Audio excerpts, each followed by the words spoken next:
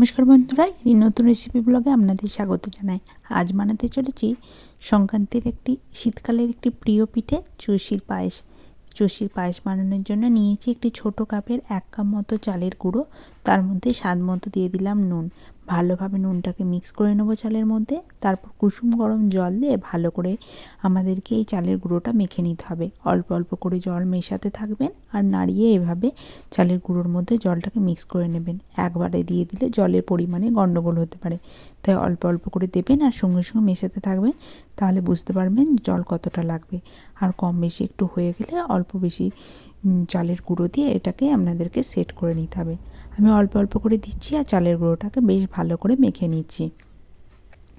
জলটা আমার দেয়া হয়ে গেছে। এরপর হাতে করে ভালো করে চটকে আমাদেরকে পুরো ডোটাকে বানিয়ে নিতে হবে। দেখতেই পারছেন জল যতটা দিয়েছি তাতেই হয়ে গেছে। আর যদি লাগতো তখন আমি পরবর্তীকালে অ্যাড করে নিতাম। ভালো করে যে আমাদেরকে ডোটাকে ম্যাশ করে বানিয়ে নিতে হবে। তারপর মিনিট 10 জন্য এটা রেস্টে রেখে দিতে হবে। দেখুন বুঝতেই পারছেন বেশ সফট একটা ডো তৈরি হয়েছে। এরপর এটাকে আমি আরও ভালো করে কিছুক্ষণ মেখে নেবো। দেখুন কিছুক্ষণ রেখে দিয়েছিলাম, তারপর আরও এটাকে ভালোভাবে আমি মেখে নিচ্ছি। তাহলে ডোটা খুব সফট হবে আর আমাদের লিচিগুলো কেটে চষি বানাতে খুব সুবিধা হবে।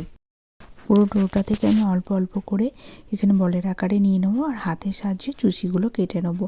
এটা একটু টাইম কনজিউমিং একটা কাজ, কিন্তু আস্তে আস্তে করতে করতে আপনারা বুঝতে পারবেন যে খুব সহজে এটা করে ফেলা যাবে। একটু সময় লাগবে কিন্তু কাজটা হয়ে যায়। দেখুন এটা আমি করতে শুরু করে দিয়েছি।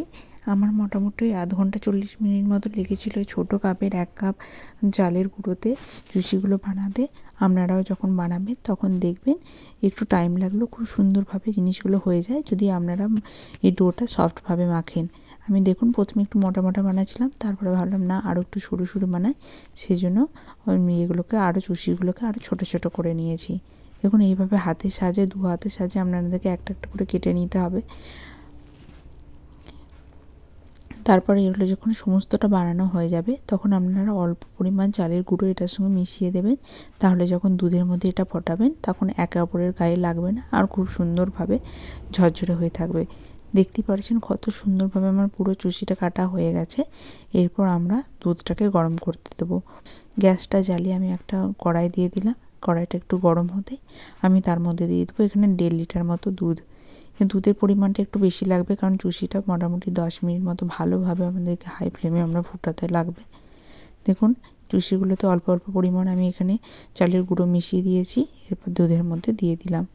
দুধটা দেখুন দেওয়ার পরে অল্প পরিমাণে এখানে ফোটা থেকে একটু হাইটটা কমে যাওয়াতে স্লো হয়ে গেছে। তারপর আবার কিছুক্ষণের মধ্যে দুধটা আবারও ফুটতে শুরু করবে।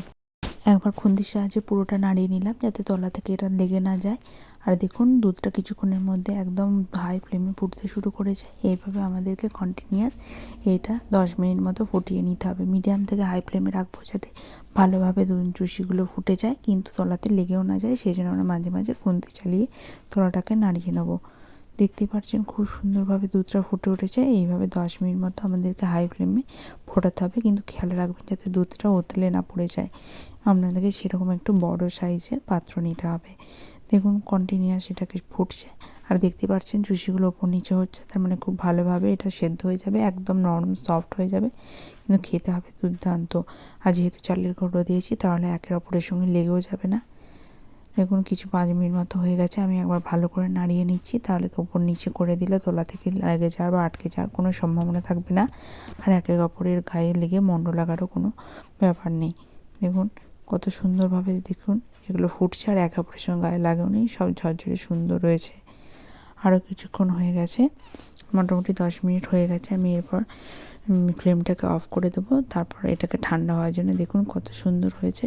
ঠান্ডা করার জন্য 10 মিনিট পরে এটাকে রেখে দেবো। 10 মিনিট হয়ে গেছে। এরপর আমি এর মধ্যে অ্যাড করে দিচ্ছি খেজুরের গুড়। আপনারা আপনাদের স্বাদ মতো খেজুর গুঁড়ো অ্যাড করবেন। আপনারা যদি বেশি মিষ্টি খান তাহলে একটু বেশি দেবেন, আর যদি কম খান তাহলে অল্প পরিমাণ দিলেই হবে। এরপর নাড়াচাড়া করে এটার উপর থেকে ছড়িয়ে দেবো কিছুটা পরিমাণে এলাচের টুকরো দিলে দেখবেন খাওয়া এটার সুগন্ধ খুব সুন্দর আসে। এরপর গরম গরম এটা পরিবেশন করুন। আপনাদের যদি এই রেসিপিটি ভালো লাগে তাহলে অবশ্যই লাইক কমেন্ট করতে ভুলবেন না, আর পারলে একবার শেয়ারও করে দেবেন। নতুন বন্ধু হলে প্লিজ সাবস্ক্রাইব করে পাশে থাকবেন। ধন্যবাদ। রেসিপিটি এনজয় করুন।